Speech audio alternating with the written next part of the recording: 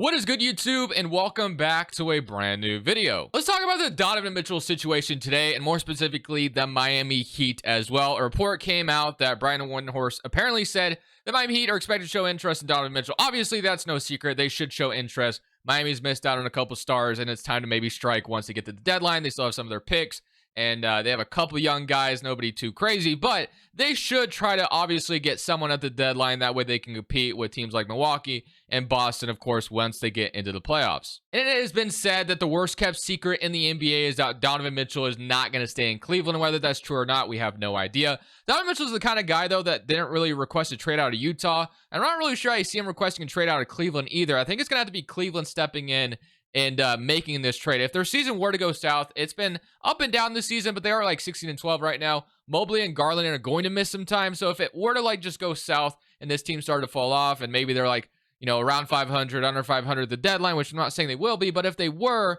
would they entertain the idea of trading Donovan Mitchell? A lot of questions that won't be answered until we get to the trade deadline in real life, but today I'm giving the Miami Heat Donovan Mitchell. We're going to be doing a Miami Heat Donovan Mitchell rebuild. Before we get into today's video, make sure you guys drop a like on this one and subscribe if you are new to this channel. As always, greatly appreciated. So instead of me actually doing the trade and then showing it to you guys after, I feel like it's a lot better to look at it in this format. Obviously, we kind of see where, you know, where things are going. So if I'm Cleveland, I want, you know, obviously as many assets as possible for Donovan Mitchell if I'm trading him away. And they're kind of in somewhat of a win now timeline still. So like I could see them wanting like another win now piece, whether that's getting Caleb Martin from obviously from the Miami Heat and they force, you know, Caleb Martin to be in the trade, or maybe it's getting someone else. Like it all depends on what the Cavaliers status is at the trade deadline. Currently in the NBA, or currently in 2K right now, they are, you know, in the playoff race. So obviously, and there's no incentive for them to be bad. There's no reason for them to tank. They don't have their future picks. Obviously, as we know, they traded it for Donovan Mitchell. So there's no incentive for them to be bad. So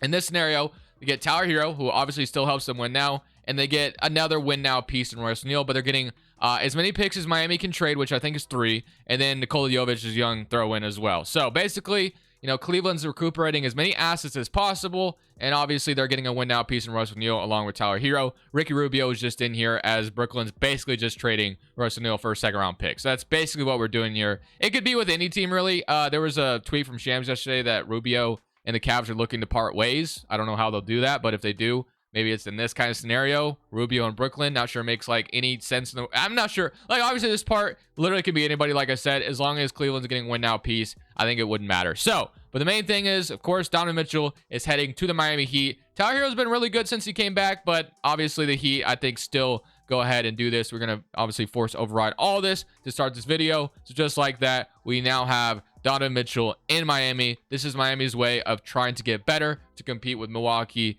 and Boston. So here is what our team is looking like now. So we obviously still have Kyle Lowry as a starting point guard, which I'm not sure I want to keep it like that, but I don't know if we're going to have much left to offer to go upgrade that. So I think we're stuck with Lowry for the rest of the season at the very least. So we got Donovan Mitchell, Jimmy Butler, Caleb Martin, Bam Adebayo, Jaime Jaquez, Duncan Robinson, Kevin Love, and Josh Richardson. So we're just going to go ahead, but let's just go ahead and simulate the rest of the season with a rotation like this, and let's see how things unfold. Today's video is brought to you by PrizePicks. PrizePicks is a player props app that's available on mobile or desktop. How PrizePicks works, they have all kinds of sports outside of just basketball. They got soccer, college basketball, they got CSGO, boxing, MLB season coming up. So obviously there's a lot of options here, but how it works is you simply look at the projection, you simply go more or less on the projection. It's not you against anybody, it's you against the numbers. And right now there's no better time to sign up for PrizePicks because obviously they have a free square on Kevin Durant on Christmas Day. So obviously we're going to take them more on that projection. You're a psycho if you click less, and then you go Cade Cunningham more, or whatever you want to do to pair with it, and you go 3 times your entry, all the way up to 6 players being 25 times your entry. If you want to sign up for PrizePicks, use code Crushables. Link is down in the description below. They match first deposit dollar for dollar all the way up to $100. And the way I use PrizePicks is DGF's optimizer and correlation tool. So how the optimizer tool works, it basically compares discrepancies across multiple sports books. Perfect example here, Blake Corum, who plays for Michigan. PrizePicks is listing his line at 73.5, while FanDuel has it at 78.5. So you're basically getting a discount on PrizePicks. So you click the more on that projection. So basically that's how the optimizer tool works. It just compares discrepancies across sports books. And as far as the correlation tool is concerned, which is my favorite tool on this one, to be honest with you, it basically gives you a slip and you put it in. So let's go ahead and take a look at this Lions and Vikings game. Jared Goff, if he's going to throw a lot and complete 23 completions, then more than likely, Amon-Ra St. Brown, Sam Laporta, Sam Laporta is catching more than 5 catches probably in that scenario, and St. Brown is probably getting over 78.5 yards in that scenario. So that's basically just correlates NFL, football in general is just such a correlated sport. So if you want to check out any of the tools that DGF has to offer, or you want to sign up for PrizePicks, I have both links down in the description below. They match your first deposit dollar for dollar over on PrizePicks, and then DGF, I do have their YouTube channel as well if you want to learn more about that. But thank you guys for watching. Thank you to sponsor today's video. Back to the rebuild. Don't stop watching the video just yet. Luka wins MVP. Vic is your Rookie of the Year. Russell Westbrook, 6th man. Victor Wembanyama also wins Defensive Player of the Year. And Most Improved goes to Kobe White and Stephen Curry, Clutch Player, and Jason Kidd, Coach of the Year. So here's your All-NBA first team. All-NBA second team. Do we get like a Jimmy Butler here or anything like that? Doesn't look like it. All-Defensive first team and All-Defensive second team. So we're still a good team in the East, which is great, as we finish up as the first seed. So Milwaukee doesn't even make it in, which is kind of weird to me, but whatever. Let's take a look at the player stats. We had 27 for Donovan Mitchell coming over to Miami, obviously playing a pivotal role here. 23 from Jimmy Butler, 19 from Bam, 13 from Robinson, 12 from Jaime Jaquez, and 9 from Kyle Lowry. Not a bad season from Kyle Lowry at 38 years old, but let's see how we do. We're playing the Pacers in round 1. Milwaukee does get in. I was about to say, if Milwaukee's on the playoffs, it'd be kind of wild. Cleveland, on the other hand, gets eliminated. So they're actually, I will also say something I forgot, is Cleveland actually holds their pick this season, I think. But after that is when, obviously, things are going to go south for them as far as their pick compensation is concerned. They're not going to own their pick. So they could truly tank this year if they wanted to, but I just don't see them wanting to do that. So facing the Pacers, Halliburton, Bruce Brown, Benedict Mathurin, Toppin, Turner, Buddy Hield, Aaron Nesmith, TJ McConnell, Andrew Nembhard. So somebody current round against Indiana. Hopefully don't get bounced in round 1, as we are going to beat them in 5. So great start. And now we get the Knicks, who obviously we were able to beat last year, as Boston gets bounced in round 1, and so does Milwaukee. So I guess we don't have to compete with those two teams. We got to worry about Philly, of course. But let's say we beat the Knicks. Of course, as we know, they got Brunson, DiVincenzo, RJ Randall. Robinson's going to miss the rest of the season. It was announced yesterday, but let's see if we can beat them, and we are going to beat them in 5. And Atlanta actually beats Philadelphia, so I think the Hawks are back to being OP in 2K. Since we're using 2K's actually start today file, I think that the Hawks are back, guys. So yeah, we might lose to the Hawks here. We'll see what happens. Someone in current round against Atlanta, and we're going to be in an even series with them. So let's go to this game 5 and see if we can come out here and beat the Hawks to obviously put ourselves in a good position. But at this point, well, we might come back at the very end. It looked good for a second. It still looks decent. We're not out of it just yet. We just got to, obviously go on a run here. But Atlanta is keeping us at bay so far. We've cut it to single digits a couple times, but it doesn't look like Atlanta is going to give it up just yet. Yeah, so I think this is going to be a close one, but unfortunately, I think we're going to fall short. So yeah, Atlanta keeps scoring as much as we try to make it close. But we're going to fix rotation. I probably should have, listened to their suggestions. But let's go to this game 6, and we'll see what happens in this game 6. So game 6 in Atlanta. Let's see if we can beat them here. We had a lead for a second, but Atlanta takes it back, and now they have a 17-point lead going to the 4th quarter. So the Hawks are back, ladies and gentlemen, unless we go on a run here, which we cut it to 1 point, but now Atlanta's going to go on their run. Okay, we take the lead. Now, can we keep it is the question.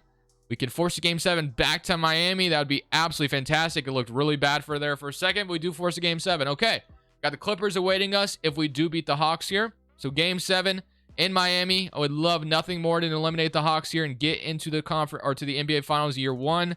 And right now, it's looking pretty good for us. We just got to keep this lead, and I think we did. So just like that, we have made it to the NBA Finals. Donovan Mitchell is your Conference Finals MVP. So year 1 going absolutely as planned. Harden, Norman Powell, Paul George, Kawhi, Zubac, Russell Westbrook. We all know what the Clippers have. Do we have enough to beat them is the question. Somebody current round, and we are in an even series with them again. Game 5 in Miami. We weren't able to take advantage last time, so hopefully we can do it here. And right now the Clippers have the lead. We had it for a second. We take it back for a second. Down 4, 3 minutes left. We're going to slow this pace down. Down 6 now, down 3, down 5, and it's looking like the Clippers are going to just take this one away at our house, which sucks. Lose by 6. Okay. We're going to fix rotation again, and let's see if we can come out here and win this pivotal game 6 to keep our hopes alive of winning this championship in year 1. It's not looking good unless we go on a run to keep this. Yeah, I think the Clippers got it. So the Clippers do end up beating us 112 to 123. Steve Ballmer finally has his, obviously all the money's thrown at this team pay off. They win a championship, and we lose in 6 in the finals. Unfortunate, LeBron James, I'm going to go ahead and override that retirement. Let's go to the lottery. So obviously the lottery is not going to matter for us.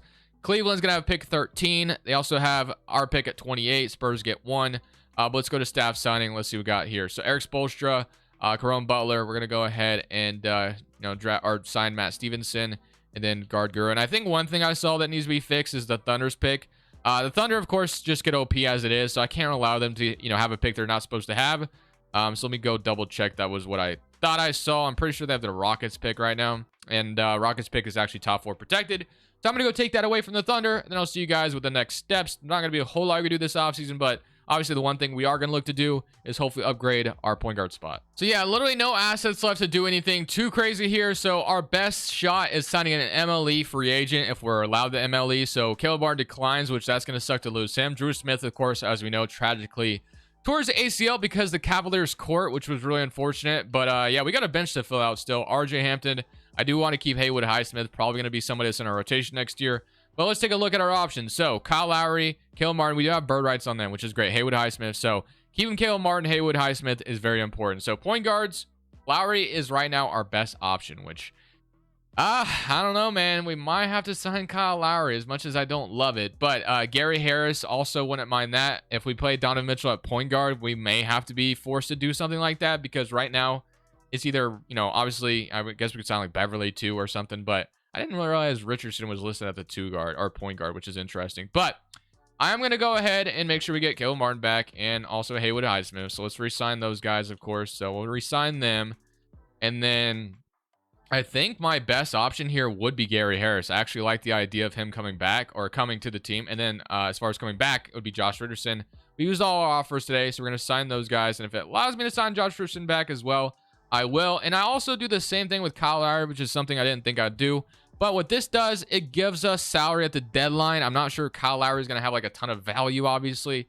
But if we had like, I don't know, a second to attach to him, I don't know if that's going to get me anything. But I think we did okay for what we had available to us. So let me fix things here. So obviously, Hami Hawkes, Jumbo, that looks good. Caleb Martin, Haywood Highsmith, and then Bam Adebayo. We don't really have a good backup 5 at the moment. Although Orlando Robinson, I do like his potential in real life. It's just in 2Ks, not that good yet. So Mitchell, I think I might play Mitchell at point guard. It's not the best idea in the world, but I don't really know if I want to start Lowry next year. He probably is going to regress. So Mitchell is going to move to 2.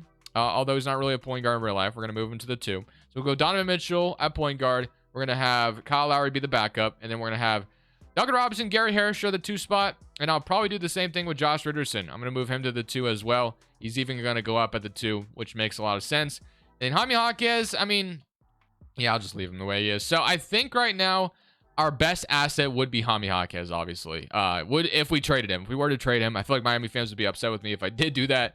So I'm going to try not to do that. But we don't really have a ton of assets available to us. We have Kyle Lowry. And after that, Kyle Lowry's contract. After that, it's not really anything crazy. So I am going to sign a backup 5, which as you guys can see, the options aren't fantastic. But obviously you need another backup 5. I can go Winnie and Gabriel, which I guess I'll just go Winnie and Gabriel. So Winnie and Gabriel, welcome to the team. And that is going to be our squad. So not a whole lot of upgrades, not a whole lot of options to deal with. But Swider, Kane, RJ Hampton, Jimmy Butler, Mitchell, Bam, all going down. Robinson going down. And Lowry's going down. Gary Harris is going down. So yeah, a lot of things going down, which is no surprise. Not too shocked by that. But I guess if there was someone who was looking to get off their, maybe a salary, and there's like a point guard who's locked into a salary and the team's just looking to dump him, that's probably where we come in. Like that's where we'd strike because we don't have picks to offer. So I think we just have to take like a bad contract if it means an upgrade for us, which is obviously going to be hard to thread the needle on that. But we're going to give it our best try. We're going to load this 2025 draft class, although this obviously isn't going to matter for us too much. But we need to cut 1 player, which that probably be Cole Swider, I believe, and it will be. So Cole Swider, thank you for your services. But next season, power rating is going to list 5th overall still, so they're still pretty high on us. We're 4.5 pace and space. They actually want to start Josh Richardson. I don't hate it. If they want to go ahead and have Josh Richardson start next to Mitchell and then Butler, I don't mind it. So we'll do that. Hami Hawkes, Robinson, Kyle Lowry, Haywood Highsmith, and then Gary Harris not getting minutes. But that shows us that, hey, if we make a trade, we have some depth with Gary Harris coming in the rotation if need be. So I will see you guys most likely at the deadline to hopefully find a way to upgrade our guard spot. Like, obviously, if I get a point guard, that would mean moving Mitchell back to shooting guard. But we'll see, you know, what happens once we cross that bridge. So here's started the trade deadline as we're 26 and 24. So we're kind of over 500, but a little disappointing at the same time. So I'm looking to make the upgrade I was talking about. Again, our options aren't great, but if we take a look, someone who immediately came to mind was like Houston Rockets, Fred VanVleet, CJ McCollum on the Pelicans. Like those are a couple bad contracts. It looks like the Pelicans are contending, but it looks like CJ McCollum is available for a trade. So CJ could be the upgrade maybe we're looking for. But I'm not really sure I love his fit here. It's not like it's a bad fit by any means, but like we could go for him. We'll see. We'll leave it as an option. Fred VanVleet also kind of stuck out to me. If the Rockets wanted to get off his contract for whatever reason, they're rebuilding. They obviously have like Ahmed Thompson waiting in the wings, so that makes sense in my head as well. And then like another option that it would be really easy to match the salary would be like Tyus Jones on the Wizards. I don't know if he's an expiring contract or not. He might be, which I actually believe he is, if I'm not mistaken. No, they gave him a contract, so if they wanted to get off Tyus Jones' contract, this would be the way to do it. He's averaging, that's per 36, so averaging 11 and 4 on the season. Pretty good efficiency. So Tyus Jones definitely an option if we don't want to, absolutely kill our depth. So yeah, I'm gonna leave Tyus Jones as definitely an option on this list. And I think that other than that, like DeAnthony Melton also is an option, but I think we're pretty much between Fred VanVleet, CJ McCollum, and Tyus Jones. So if we were to build out a trade, let's theoretically build out a trade for all three. Let's start. Oh my gosh, let's start with CJ McCollum. Okay, if I can talk, about to choke on my own words. CJ McCollum, 2 years left. It would have to obviously include Lowry's contract and Donovan Robinson's salary. So this would land us CJ McCollum, 16 points per game, 39% shooting from 3. Although CJ is not really a natural point guard, obviously he's played 2 most of his career with Damian Lillard, but he is definitely capable of being able to play that position. I'm not trading a first if I'm going to do this. So this isn't, I don't hate it. If like the Pelicans simply wanted to get off CJ McCollum's contract, this is the way to do it. So we'll, keep that one in the back of our heads. And then we'll go to the Rockets and we'll have to figure out what it would take to get Fred VanVleet. So obviously that's going to match salary. We're going to need a little bit more in here, which I don't know if we have enough. I don't even know if we can match his contract. I guess if we threw like Haywood Highsmith, but this would be ripping our depth up if we did this in Richardson. And then I don't even know if they'd have like cheap enough contracts to give us in return. Jermaine Samuels and maybe they do actually. So this would give us Fred VanVleet. If they wanted to get off his contract, they'd take a couple other salaries though. So Fred VanVleet, I don't hate it. Tyus Jones, I think, is the easiest option out of them all. So I'm leaning towards either Tyus Jones or CJ McCollum. Kyle Lowry, I guess, doesn't get it done straight up. I guess we'll have to include someone else, Wenyen Gabriel. So I honestly think the Wizards would accept this. I think this is the best way to do it. We don't give up too much. We don't have to go too crazy. We keep Donovan Robinson on the team as well. And they say no. They actually want Caleb Martin. They'll give me Daniel Gafford. Ooh, gosh. Okay. This would give us a better backup 5. But I don't know about trading Caleb Martin like that. Although that would allow Jaime Jaquez maybe step up in the rotation if we want to do that. I mean, if the Wizards counter with this, but I'm not sure whether the Wizards would want Caleb Martin that badly. I don't think that makes a ton of sense. So, although I should be looking to upgrade my backup 5 position more than anything, I just realized that. But I'm not really sure. Like, I don't know. I'm gonna stick with this, and then I'll throw Gary or RJ Hampton in the trade, and then if they can give me like Bernard instead, this should be able to go through. They agree. Okay, so we get Tyus Jones. We're gonna roll with that. So Tyus Jones is now gonna be our point guard. Donovan Mitchell is going back to the 2, which is fine with me. So Tyus Jones is now our natural point guard. So Tyus Jones, Donovan Mitchell. We got Jimmy Butler, Caleb Martin, Bam Adebayo. So starting 5 looks good. Jaime Jaquez, Richardson, Donovan Robinson, Haywood Highsmith. I still think we need to upgrade our 5 spot. So let's go get the best possible 5 we can find. Gafford obviously came on the table for us, but don't know if we have, obviously enough to get him anymore. Kevin Love could play backup center for us. Drummond on the Warriors.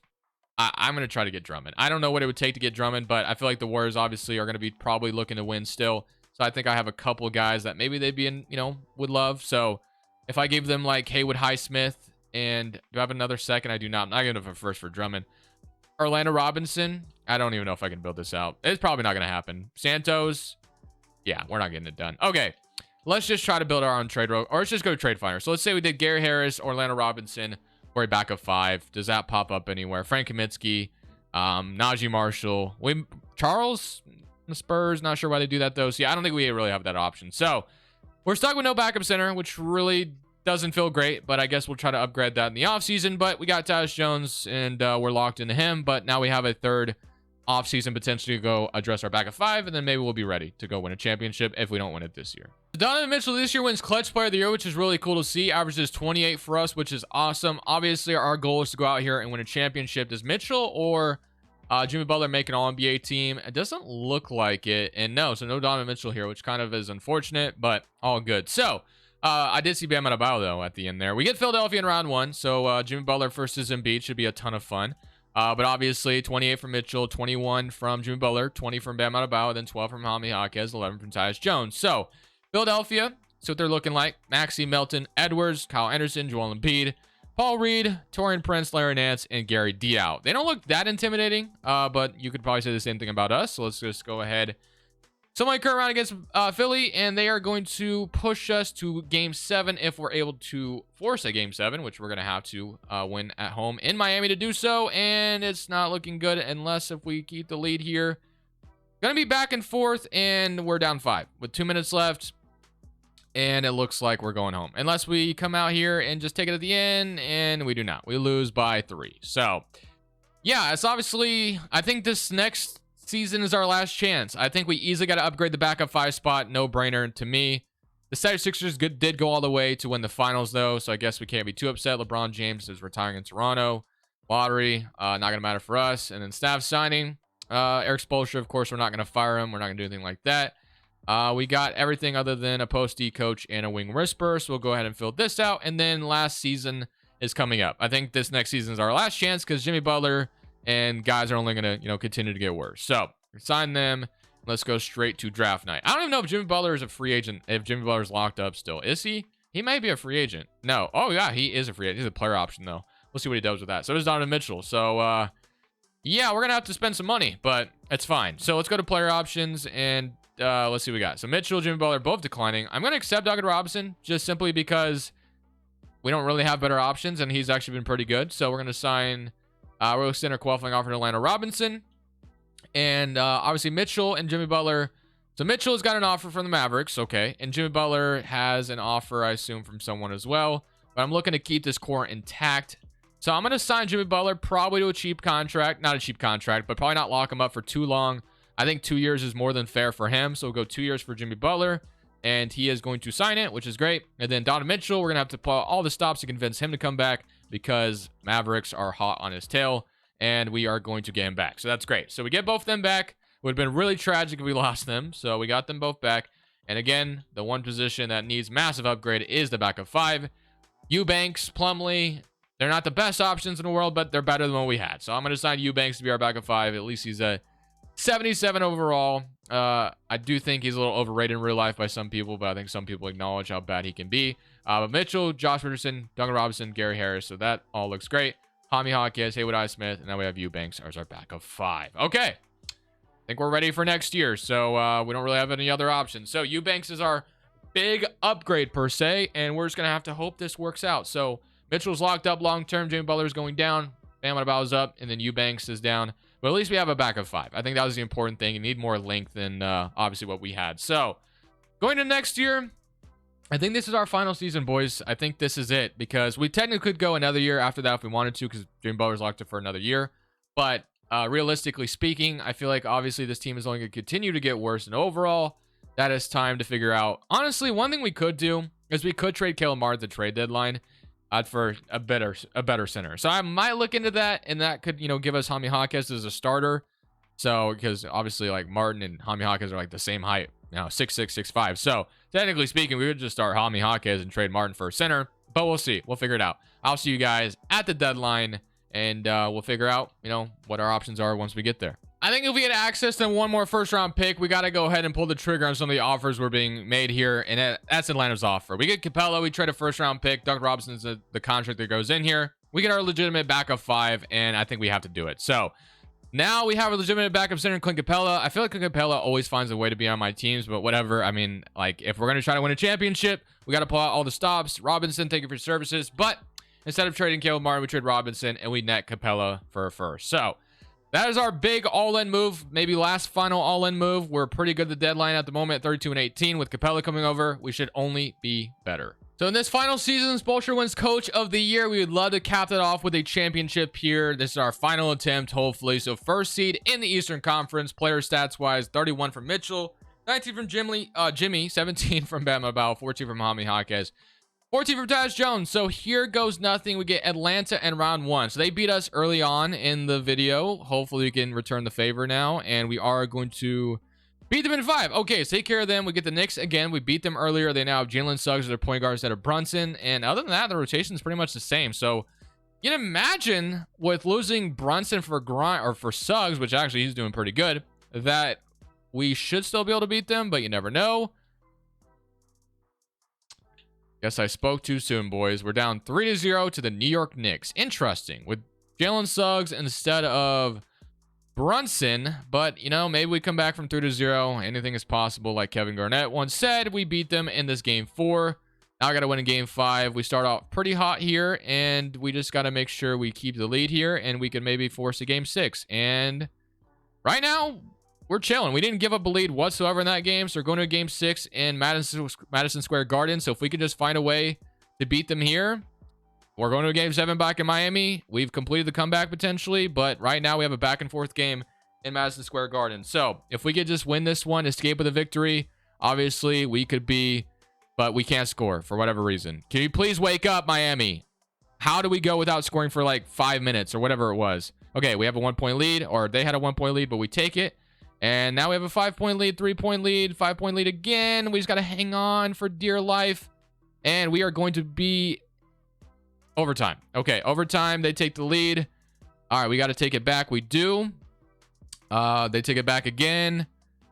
I think we got to watch. We got to watch the end, man. We actually got to watch this ending. I don't think I could just sit here and just let 2K decide my fate on Simcast. So we're going to watch what happens. I'm not going to play it because I would choke it. So, all right, here we go. Here goes nothing. So, if we could somehow win this and get to the conference finals, that'd be fantastic. Knicks are going to get the ball. RJ Barrett has it. Can he salt us away with a big shot here? Jimmy Butler on him. Like that matchup. Going to get a screen from Clipman, I think is who that is. Okay. And we just allow RJ to walk to the rim scot-free. Love it. Okay. RJ has 43 points on us tonight. Okay. Yeah, I think this is probably a GG, but unless if Mitchell can come out here and give us, okay, you're driving on, okay, going to Martin. Tyus Jones has the ball. We need a good shot here. Getting a screen from Capella. Tyus Jones midi to Capella, gets the offensive board. Big Jimmy Butler 3, and he's going to miss it. That was a big shot we needed, and we are going to lose to the Knicks, man, in round 2. We go down 3-0 to this Knicks team, and we are not going to complete the comeback that looked like we were about to complete. So, really unfortunate. We're going to foul RJ Barrett right away. He's going to go to the free throw line. We allow RJ to drop 45 on us. We deserve to lose, I think. So, RJ is going to make the first one. I don't even know why I'm still sitting here. This is probably the end of the video. So, then RJ can give them a 6-point lead. We need to hit a 3 here. And Mitchell, we need a big shot from you if we want any chance. Let's see if we can get a 3 off to kill Martin 3, and he is going to hit it. Okay, we're alive technically. We just gotta, hope they miss 2 free throws. They're gonna go to DiVincenzo, who's going to the free throw line. All right, 123 to 126. Let's see what we do here. DiVincenzo is going to make the first one. I think we're probably out of time at this point, and he's going to make the second one. Let me come in here and see if I can hit another 3. I doubt it, but let's have some fun to end the video. So I'm just going to go to Donovan Mitchell here. Donovan Mitchell, hit a 3 for me, please. Step back 3, and we miss it. That is going to be how the video ends. We lose to the Knicks in round 2 after going all in with Capella. Really disappointing, but hope you guys enjoyed the video regardless. What do you guys think? If the Miami Heat ended up getting Donovan Mitchell at the deadline, if he does become available, would that allow them to take over the East, or do you think they'd still be worse than the Bucks and the Celtics? Thank you guys for watching. This is Crushables. I'm saying peace. Thank you guys so much for watching. Make sure you click here to watch another video that I know you'll love.